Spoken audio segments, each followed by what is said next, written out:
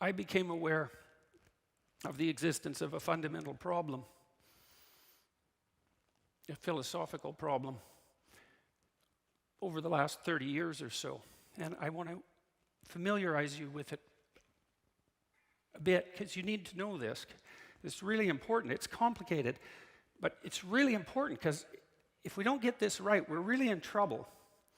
And we might, your country in particular, you guys have such a remarkable capacity to do the right thing eventually that, well, it's something, man. It's a lot better than not doing it at all.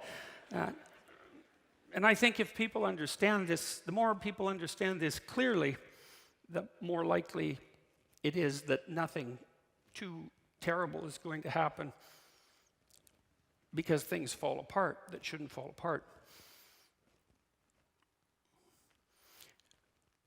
What I have been studying for 40 years, really, I've always been obsessed in some sense with the motivation to commit atrocity in the service of belief. And I wanted to understand that motivation primarily because I thought if I understood it, I might be able to understand the counter to it.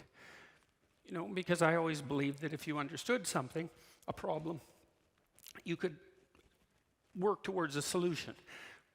90% of the solution to a problem is clear formulation of the problem. And so I became convinced that one of the pressing issues of the modern age, if not the most pressing issue, was the proclivity of states to degenerate into these hellish regimes that motivated people to do the worst things imaginable.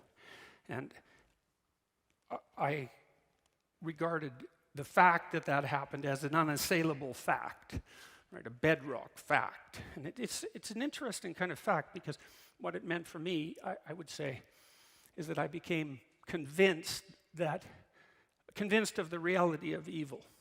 And that's an interesting thing to become. And you might ask yourself if you're convinced of that. And you might ask yourself in two ways. Are you convinced or are you not convinced? Because both of those have consequences.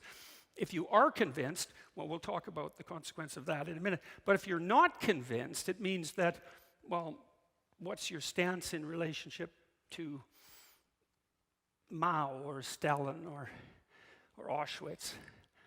Is that okay? Is it just another way of organizing a state? Right? Is there no fundamental moral reality that such people and such systems violate?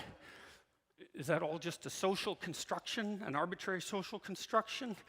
Is history only written by the victors, et cetera, et cetera? That's one concept. So you don't take that seriously.